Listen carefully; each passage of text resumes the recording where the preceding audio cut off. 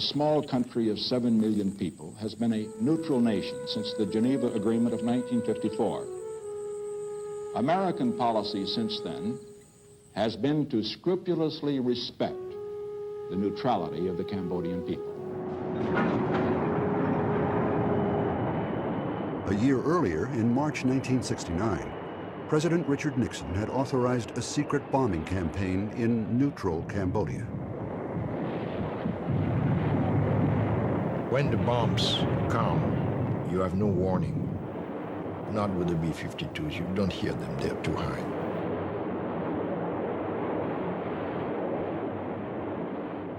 The bombing signaled the start of a decade of unrelenting horror, in which 1/4 of the population of Cambodia would perish.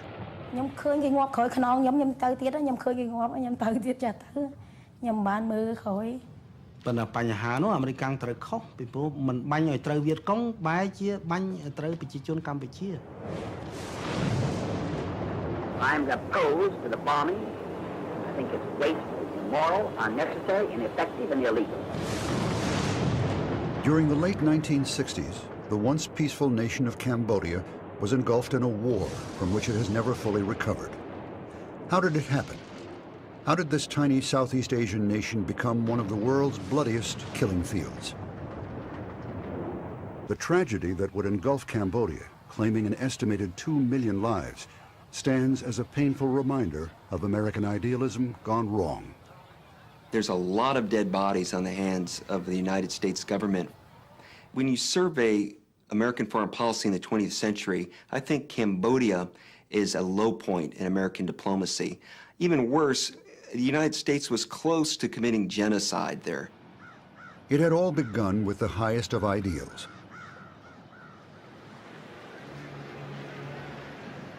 During World War II, the United States and Britain had agreed, at least in principle, that all nations should be allowed to dwell in safety within their own boundaries and to determine their own political destinies.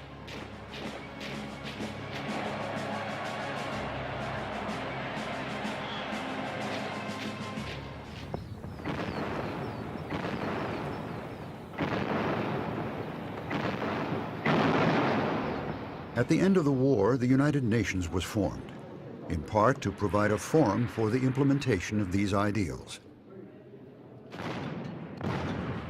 But by the 1950s, the world was thrust into the Cold War. On one side were the capitalist democracies under the leadership of the United States. On the other, the communist world led by the Soviet Union. In Asia, the Cold War would soon erupt into violence. By the end of 1949, China was communist, France was at war against a communist independence movement in its colony of Vietnam. In 1950, war had broken out on the Korean Peninsula. Following an invasion of South Korea by communist North Korea, the United Nations intervened militarily under U.S. command. For America, there was no question that communism was advancing. President Dwight Eisenhower outlined what would later be called the domino theory.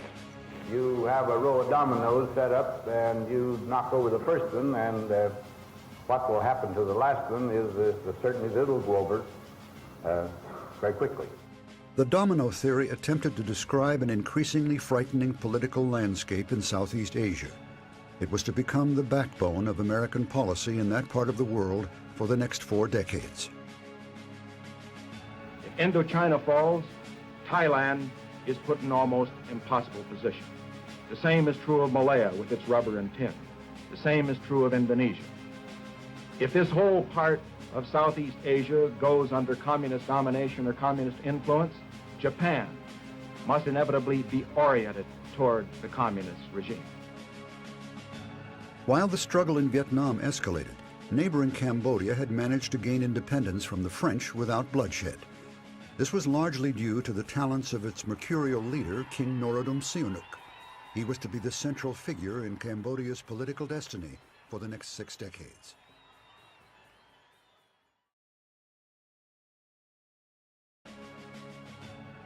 President Eisenhower's Secretary of State, John Foster Dulles, told the young prince that all countries, even new ones, had to choose sides in the war against communism.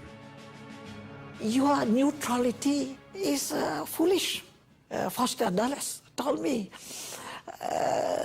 In our world, you have to choose between the free world and the communist world. And please choose. Don't say that you are neutral. I repeat that I am neutral.